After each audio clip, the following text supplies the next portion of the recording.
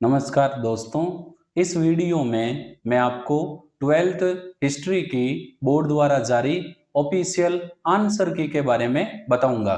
Video को like और share करना ना भूलें। तो हम ले रहे हैं 12th हिस्ट्री की ऑफिशियल आंसर की। सबसे पहले हम ले रहे हैं एमसीक्यू प्रश्न। प्रश्न नंबर 1 है, प्रयाग प्रशस्ति की रचना किसने की थी? तो यहां पर आपके राइट आंसर हो जाएगा हरिसेन। सेकंड, देवपुत्र की उपाधि मुख्यतः किन सम्राटों से संबंधित थी? राइट आंसर है कुषाण। अगला प्रश्न ले रहे हैं, प्राचीन काल में स्त्री का गोत्र विवाह के बाद सामान्यतः किसका माना जाता था? पति का। प्राचीन भारत में निम्न में से किस स्थान को दशपुर के नाम से भी जाना जाता था? तो यहां हो जाएगा मंदसौर। सूत पिटक का संबंध निम्न में से किस धर्म से है? बौद्ध धर्म से। यात्रा वृत्तांत रिहेला किसने लिखा? अल बरूनी ने। निम्न में से कौन सा युग में सुमेलित नहीं है? तो यहां हो जाएगा अल बरूनी स्पेन, ये सुमेलित नहीं है। नेक्स्ट, अलवार संत मुख्य रूप से किस देवता की भक्ति करते थे? विष्णु की। आदि ग्रंथ साहब का संकलन निम्न में से किसने किया? गुरु अर्जुन देव ने। तुंगभद्रा नदी के तट पर निम्न में से कौन सा साम्राज्य बसा था? तो यहां हो जाएगा विजयनगर।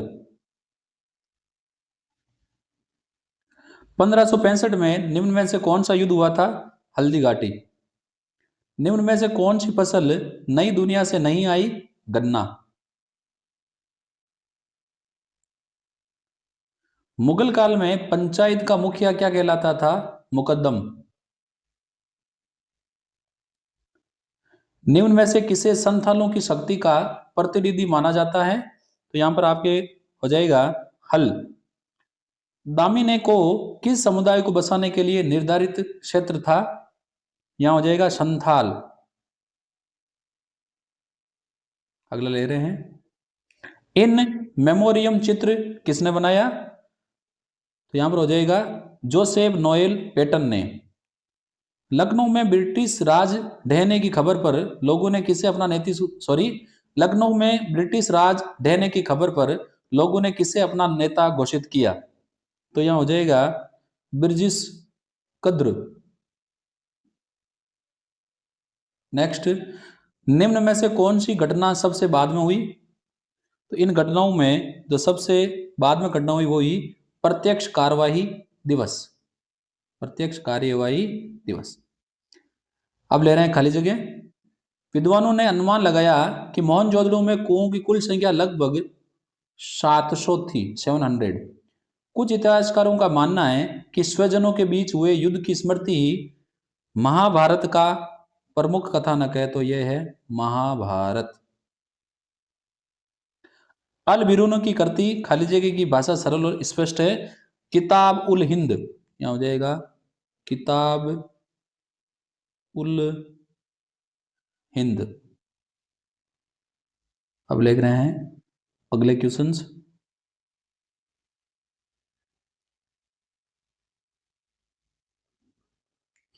हम्पी के भग्नावशेष 1800 ईस्वी में एक अभियंता तथा पुराविद कर्नल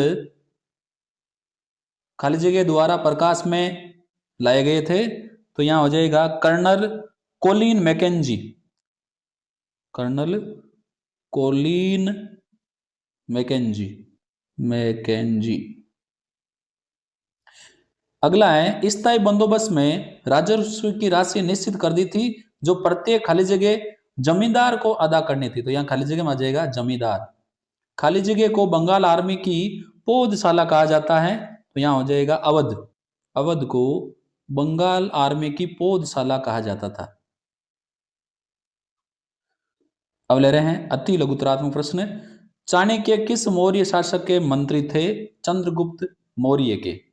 पाटलिपुत्र को वर्तमान में क्या कहा जाता है? पाटलिपुत्र को वर्तमान में पटना नाम से जाना जाता है। बहुपत्नी प्रथा क्या थी?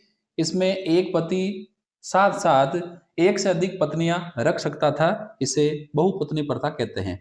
सबसे प्राचीन गुफाएं आजीविक संप्रदाय के लिए किस शासक ने बनाई? तो यहां हो जाएगा सम्राट अशोक ने बनाई, सम्राट अशोक। किस विदेशी यात्री ने दाराशिकों के चिकित्सक के रूप में भी कार्य किया? तो यहां हो जाएगा फ्रांसवा बर्नियर, फ्रांसवा आगे आ जाएगा बर्नियर। शेख मोइनुद्दीन चिश्ती की दरगाह किस शहर में है? अजमेर में। विजयनगर साम्राज्य की स्थापना किस वर्ष हुई? ये हुई आपके 1336 ईस्वी में, 1336 ईस्वी में। आईन अकबरी पुस्तक किसने लिखी? अबुल फजल ने, अबुल फजल ने लिखी। पहाड़िया लोग कौन सी खेती करते थे? पहाड़िया लोग जूम खेती करते थे। ये गिलास फल एक दिन हमारे ही मुंह में आकर गिरेगा, यह कथन किस रियासत के बारे में कहा गया है? ये अवध रियासत के बारे में कहा गया है। लाल बाल पाल के रूप में कौन जाने जाते हैं? लाला लाजपत राय, बाल गंगाधर तिलक और बिपिन चंद्र पाल। संविधान सभा के अध्यक्ष कौन थे? डॉक्टर राजेंद्र प्रसाद। तो प्यारे विद्यार्थियों, मैंने आपको यहाँ 12th हिस्ट्री की ऑफिशियल आंसर की के बारे में बताया। वीडियो पसंद आए तो लाइक और शेयर जरूर करें, और यदि अभी तक आपने मेरे यूट्यूब चैनल को सब्सक्राइब नहीं किया है तो जल्दी से मेरे यूट्यूब चैनल को सब्सक्राइब करें। हम फिर ऐसे ही वीडियोज के साथ फिर मिलेंगे। धन्यवाद।